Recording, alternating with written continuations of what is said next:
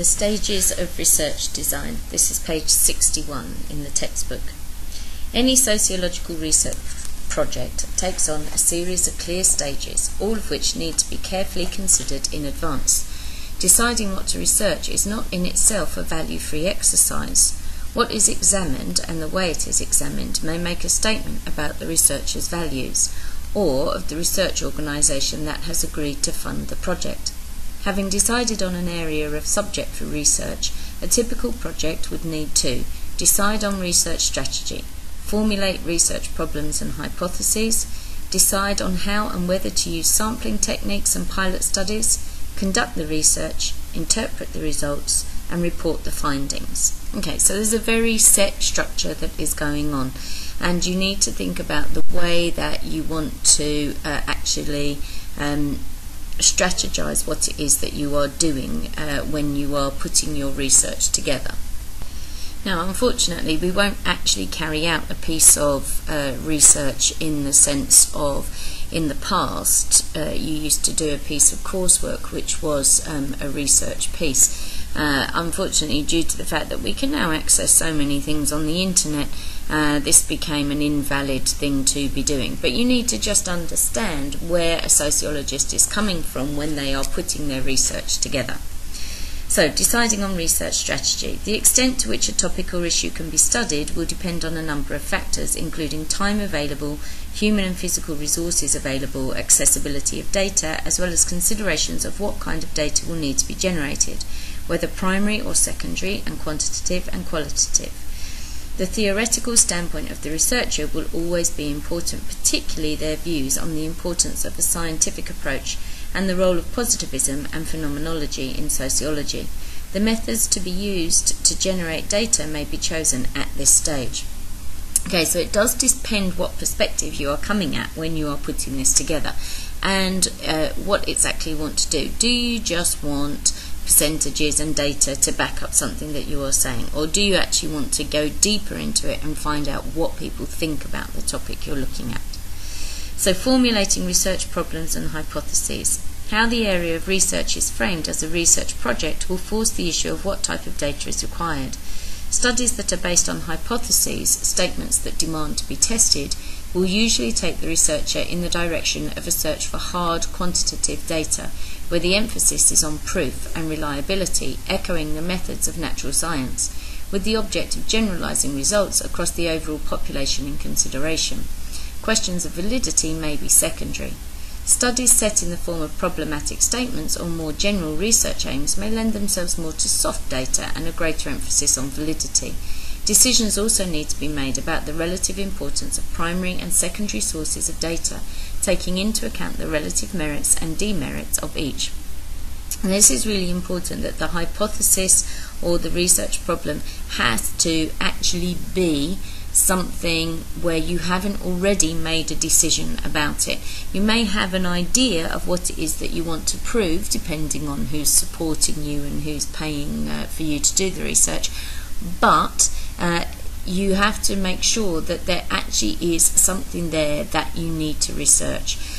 Again, thinking back to when students in the past have done coursework for me, there was one particular incident where a boy came forward with a hypothesis, and myself and the other sociology teacher said to him, but you've already made the decision in your title, you need to change the title. And you know, he wouldn't trust us, and when the piece of work came back and he got an E for it, you know, he was devastated. But we had said this from a very early stage. So there actually needs to be something there to study. So it's very important that you word things properly. So what if type statements. Deciding on how or whether to use sampling techniques and pilot studies. On most occasions, it is necessary to test the viability and appropriateness of a research project before beginning the research project itself. A questionnaire or structured interview can be tested on a few people to see if the questions are clear and intelligible. A few hours of participant observation can be done before engaging in the full project, a process that may last much longer. Amendments can be made to the project from the lessons learnt. This stage of any research where the project is trialled in microcosm is known as a pilot study. Okay, and we looked at this very briefly when we looked at questionnaires, and we tried them out, we tested them on each other, and we made any changes that were necessary. With data designed to generate quantitative data for reasons of time and resources, it is unlikely that the entire field can be surveyed. Generalizations will therefore have to be made from a smaller group or sample. The overall group from whom the sample is drawn, which may be as large as the population of a nation, is called the sampling frame. Considerations concerning who is to be studied are less important to qualitative research, but the final group selected will nevertheless need to be representative of the wider phenomenon under consideration. There are many types of sampling. Okay, so remember we've done this at IGCSE, so if you've done that you will know the ideas of a sampling frame, that there is a particular group of people, that is your sampling frame, and you will pick from that group. So it may be the whole population of the UAE, let's say, for example, but you haven't got time to question all of those, so you will need to use different forms of sampling. So random sampling. This is any form of selection where any individual has the same chance of being selected as another from the sampling frame, probability sampling. The social characteristics of the individual are not seen to be as significant as overall membership of the sampling frame itself. Okay, so this is completely random. Anybody could be chosen from the frame. Rather than you wanting to look at a specific group, you just go with the whole group, with the hope that by randomly sampling you will get a selection across the sampling frame. Stratified random sampling.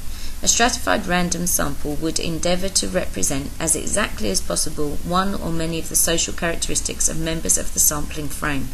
Thus, if the sampling frame was all the pupils of a school's sixth form, where 30% were male and aged 18, then the sample would contain 30% of 18-year-old males among its respondents, selected at random, with each individual having an equal chance of being selected. Age and sex then become key variables in interpreting the resulting data.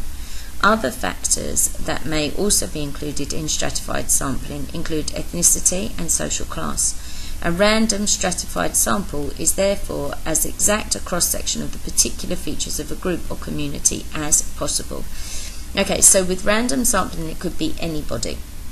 With stratified random sampling you start to look at a particular strata of the society and draw that in. So we know that's age, gender, ethnicity, and class. Now, so those things will be then incorporated into it to give a specific viewpoint that you are looking for. Quota sampling. This carries many of the features of stratified sampling in that the aim of both is to show a cross-section of a group or community. The key difference is that in quota sampling, individuals will be selected until a particular quota of types or classification has been met, without any effort being made to ensure that there is an equal chance of any individual from the sampling frame being selected. Okay, so in quota sampling you have a set number that you want, and once you've got those, that's it. So it's not random, you are choosing specific people. Multi-stage sampling. This involves taking a sample of a sample and is most often used where the sampling frame is large and complex. The first stage of this process is to find subsets of the sampling frame that are representative and then take samples from that subset. For example, the population of a country may contain a town with a demographic profile that is representative of the wider population. Within that town there may also be a district which is demographically representative. A random stratified sample taken from this district would therefore be representative of the wider sampling frame. Okay, so you see here that multi-stage sampling is using different forms of sampling within one context. Alright, so if we find that we want to look at the whole country, let's say we did it in Dubai. I know here they're using towns in the UK, but if we did it in Dubai and what we actually wanted to look at was ethnic groups, then we would have to find subsets within the country to be able to then do random sampling on, or stratified sampling. Snowballing. This is a rarely used technique which enables the researcher to build up a sample through a chain of personally referred contacts. That is, where one person will refer the interviewer to another as a means of building a wider picture, for example from a criminal group, as with Polsky's 1969 study. Okay, so in snowballing you maybe find one person that you can research, but you then ask them if they can recommend another person or two people that you can research on as well.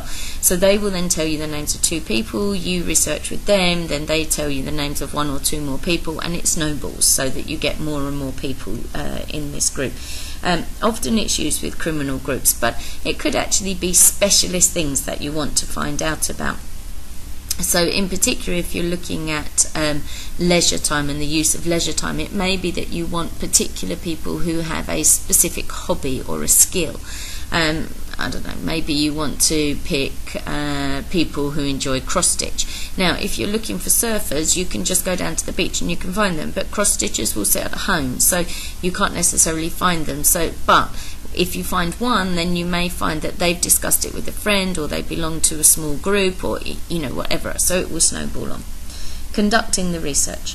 Once considerations concerning the size, shape and practicality of any research have been made, methods chosen and trialled, then the research project can now be conducted. In doing so, due regard will have to be given to the important concept of objectivity, as well as practical considerations concerning time and resources, and the ethical issues described below.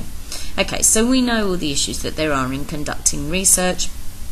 Everything's set out for us here. Interpreting the results. Once the research has been conducted, data will have been amassed. This data can take a very large variety of forms: statistics that may need to be processed through a computer database, tape recordings that need to be transcribed, turned into verbatim paper accounts, contemporaneous notes that need to be written up into a coherent account. As it is very unlikely that all data collected will ultimately be used, decisions will need to be made about what to include and what to leave out, and why. At this point, the concept of objectivity becomes very important. Okay, so we may ignore some findings, some data that's been found, because it doesn't actually fit with what it is that we want to prove. So this then starts to become a problem, because are we still being objective? If we reject that data, we can actually make our findings very different to what they could be if we included that data in there. So it's important how we interpret the results. Now, sometimes you may look at results and you think, well, what does that show us? I can give you an example of this. We do action research in the school every year, and this year myself and Miss Jem conducted some action research on the use of graphic organisers, with the idea of, do graphic organisers actually help people to break down the language that's being used in a given text, and therefore if we can improve the way that people do that, can we help them to answer exam questions better, because they'll understand what the text is asking and what the question is answering. So that we were looking at all of this. We got some results back on using graphic organisers, and in fact the percentages were very, very similar. And she said to me, I don't see what these results are telling us. What can we prove from this? So then I said to her, well, we have to look at the data in slightly more detail. I said, so for example here, where we have 50% of the group have said that this type of graphic organiser helped them more, whether it was in the middle of a task, at the end of the task, or the beginning of a task. It was talking about the middle task, and there were a group of students who said this was the one that they preferred the most. And I said to her, now, I don't know the group. I said, but looking at the graphic organiser, I would suggest that this works better with higher ability students. Look at the people who said it was their best one. Are they your higher ability students? And lo and behold, they were.